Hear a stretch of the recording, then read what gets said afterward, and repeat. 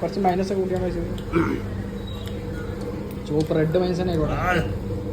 Minus spicy ആണിത്, normal spicy.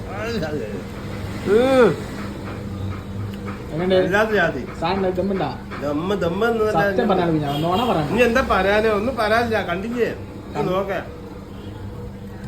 ഇതാണ് spice, ഇതാണ് ചിക്കൻ.